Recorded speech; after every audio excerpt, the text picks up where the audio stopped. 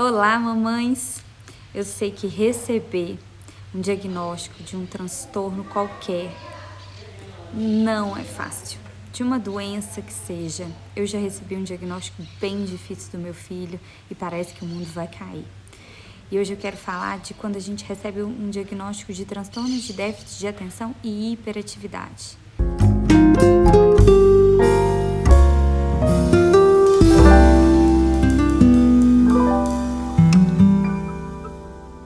Quero falar para vocês que é uma situação muito mais comum do que você imagina.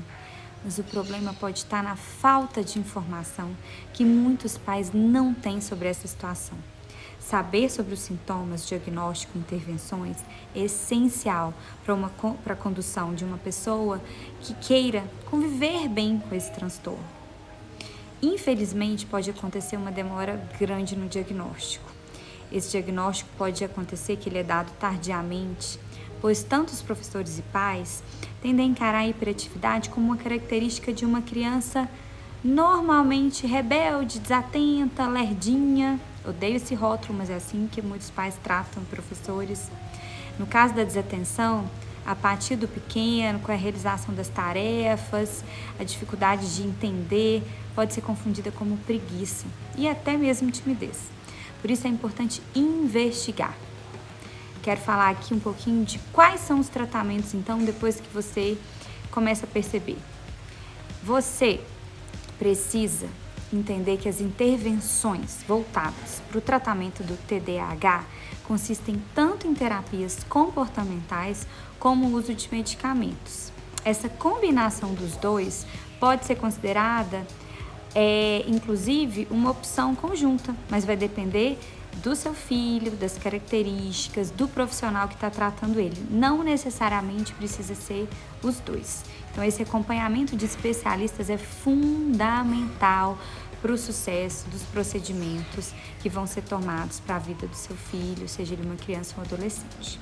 A partir dos primeiros contatos, os médicos e os terapeutas, essa equipe multidisciplinar, vai encaminhar o caso para os procedimentos que atendam à demanda da criança, do adolescente.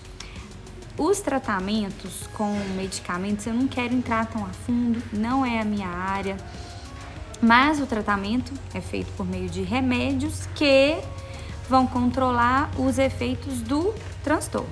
Essas substâncias, elas são responsáveis por diminuir os principais sintomas, como a impulsividade, a desatenção, e os medicamentos, eles favorecem aspectos importantes na vida da criança, do adolescente, do adulto, tais como a interação social, o desenvolvimento pedagógico, o desempenho em funções profissionais, inclusive quando essa criança se tornar um adulto.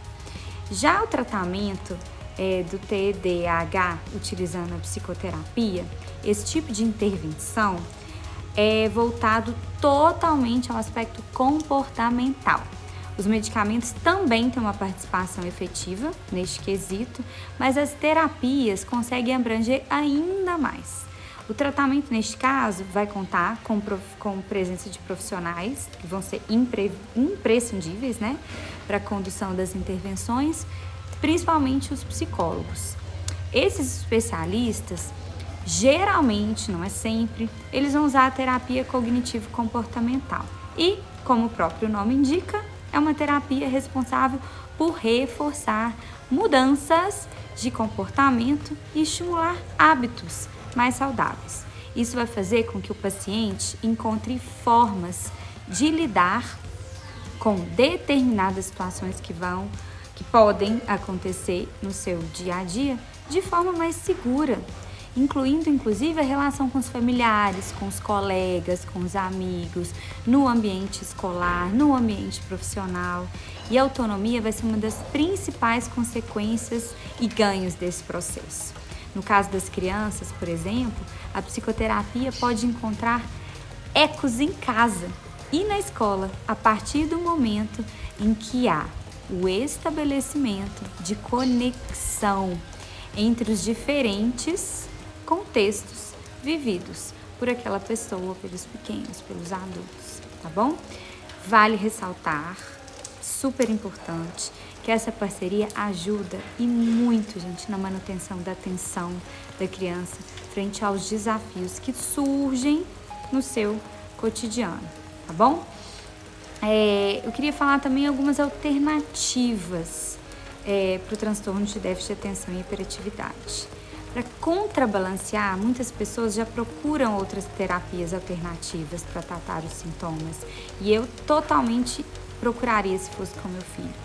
E é interessante falar que as modalidades de tratamento citadas, que eu já falei aqui no vídeo, não devem e não podem ser descartadas, tá? Em hipótese alguma, pois elas têm evidências científicas que comprovam, que confirmam a eficácia desses procedimentos adotados.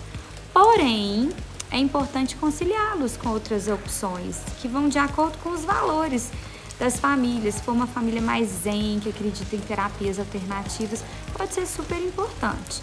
No caso das crianças, pode-se recomendar a yoga. Ela auxilia muito no controle dos impulsos, diminui a ansiedade nas crianças. Para os adolescentes, para os adultos também, mas tem ainda outras.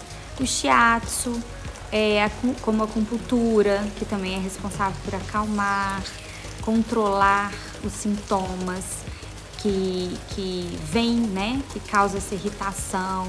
A medicina chinesa, tem muita coisa interessante. Meu filho faz um tratamento com a medicina chinesa, eu acho super importante.